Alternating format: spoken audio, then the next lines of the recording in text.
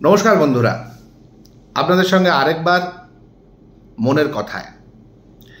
গতকাল ভিডিও করতে পারিনি। আমি গতকাল একটু আগরতলা গিয়েছিলাম কিছু পেশেন্ট দেখার জন্য। সেখানেও গিয়ে কিছু অদ্ভুত অভিজ্ঞতা হলো। আমরা মনের কথায় যে বিষয়গুলো নিয়ে আলোচনা করছি তার মধ্যে এটা একটা খুব গুরুত্বপূর্ণ কথা। আগরতলায় আমি 2015 সাল থেকে যাই। প্রতি মাসে একবার করে গিয়ে সেখানে রুগী দেখি। আমার যা সাবজেক্ট বাত এবং সুগার দেখতে যাই অ্যাপোলো হসপিটালের তরফ থেকে, অ্যাপোলো ক্লিনিকে। তো ওখানে মাঝখানে যে সমস্যা হয়েছিল, যে কারণে বেশ কিছুদিন যাওয়া হয়নি। অনেক পেশেন্ট এবারে এসছে যারা জিজ্ঞেস করছিল। তো আগরতলায় যে সমস্যাটা হয়েছিল সেই সমস্যাটা সেই সময় মানে কোভিডের সময় ওখানে একটা রুলস হয়েছিল, যেটা বেশিরভাগ জায়গায় হয়নি, কিন্তু বেশিরভাগ জায়গায় হয়েছিল যে ওখানে নামলে মানে প্লেন থেকে নামলে যদি কোভিড পজিটিভ হয় তাকে আবার ফেরত পাঠিয়ে দেওয়া হবে। ওখানে যে রুলসটা হয়েছিল সেটা হচ্ছে ওখানে নামলে ওখানে কোয়ারেন্টাইনে 15 দিন থেকে যেতে হবে। মানে আমি যদি রুগী দেখতে যাই, কলকাতা এয়ারপোর্ট থেকে উঠলাম, 1 ঘন্টা সময় লাগে আগরতলা এয়ারপোর্টে যেতে। নামার পর দেখলাম যে কোভিড পজিটিভ হয়েছে, টেস্ট করে দেখলো। এবার ওদের ওখানে আমাকে হোটেল ভাড়া খরচা দিয়ে ওখানে 15 দিন থেকে যেতে হবে। মানে আমার প্র্যাকটিস, আমার রুগী, আমার বাড়ির লোক সব 12টা বেজে গেল, আমি আগরতলায় 15 দিন বসে রইলাম। এই জন্য আমি যাইনি সেই সময়, বেশ কিছুদিন, প্রায় বোধহয় 6-7 মাস এই রুলসটা ছিল।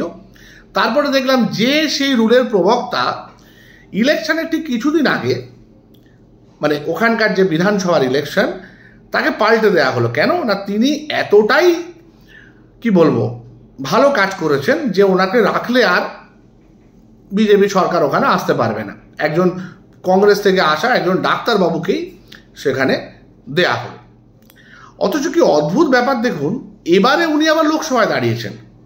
ত্রিপুরার 2টি লোকসভা কেন্দ্র, সেই 2টি লোকসভা কেন্দ্র আবার 2 দিনে ইলেকশন হয়েছে, একদিনে একটা আরেক দিনে আরেকটা। এবার সেখানে আবার সেই প্রাক্তন মুখ্যমন্ত্রী ভোটে দাঁড়িয়েছেন। সত্য সে লোকাস, কি বিচিত্র এই দেশ। আমাদের গুরুজনরা বলে গেছেন না, ভাবা প্র্যাকটিস কর। তো আমি এইগুলো নিয়ে এখন একটু ভাবা প্র্যাকটিস করছি। আগে ভাবতাম কিন্তু শেয়ার করতাম না, এবার একটু শেয়ার করতে ইচ্ছা হচ্ছে। আচ্ছা, এই যে এখনকার যে টপিকগুলো ডিসকাশন হচ্ছে, মানে ধরুন এই আমাদের প্রাক্তন মুঘল সম্রাটের বাড়ি থেকে বা আত্মীয়ের বাড়ি থেকে এত অস্ত্র উদ্ধার হলো, সেই অস্ত্র আমেরিকা থেকে এসেছে, সেই অস্ত্র একজন পুলিশের সার্ভিস রিভলভার, সেই অস্ত্রটা একটা বাড়ির মাটির তলায় পুঁতে রাখা হয়েছিল, সেই অস্ত্রটা সরানোর জন্যই নাকি সেই সময় এইদিকে মারা হয়েছিল। বা ধরুন এই এসএসসির যে রেজাল্ট, এসএসসিতে যে রেজাল্ট বেরোলো 2022-এর ভার্ডিক্টের উপর 2024-এ একদম ইলেকশনের সময় রেজাল্ট বেরোলো, সেখানে 26,000 লোক চলে গেলেন। এই সামনে 30-এ নাকি আরও 59,000 লোকের চাকরি যাবে। আজকে আবার সুপ্রিম কোর্টে ওই এসএসসির ফলের শুনানি, সবাই খুব উৎকণ্ঠা নিয়ে অপেক্ষা করছে কি হবে। জানি না কি হবে, আমি তার আগেই ভিডিওটা করছি যেহেতু।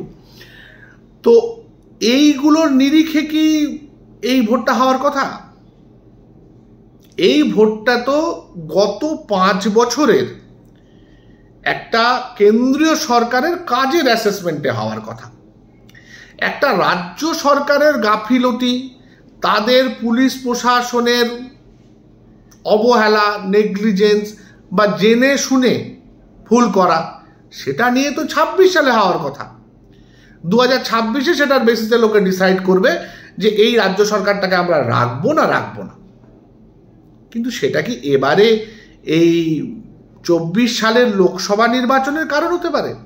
অথচ দেখুন, যারা কেন্দ্রীয় সরকারের প্রতিনিধি হয়ে এখানে লেকচার দিতে আসছেন বিভিন্ন লোকসভা কেন্দ্রে যেখানে যেখানে ভোট হচ্ছে, তারা সবাই কিন্তু রাজ্যের টপিক নিয়ে বলে যাচ্ছে। ইভেন প্রধানমন্ত্রীও প্রতিটা লেকচারে একবার করে সন্দেশখালি বলছেন।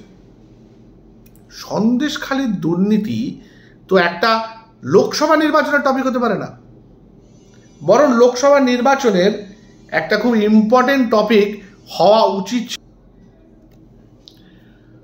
যেমন ধরুন একটা খুব বার্নিং টপিক এই 2019 থেকে 2024-এ আসার কথা ছিল। ডাক্তার হিসেবে আমার মনে হয় এই টপিকটা নিয়ে এবারের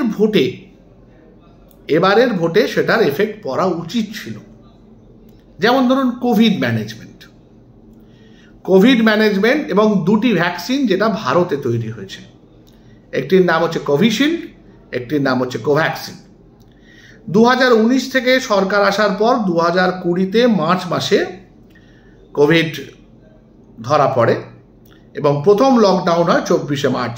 খুব ইন্টারেস্টিংভাবে তার আগে জানুয়ারি মাসে যখন অলরেডি কোভিড চারদিকে স্প্রেড হয়ে গেছে, গুজরাটে একটা বিরাট বড় কিছু একটা কনফারেন্স হয়েছিল, যেখানে ওই বিজনেস রিলেটেড কনফারেন্স, সারা পৃথিবীর লোকজন এসেছিল।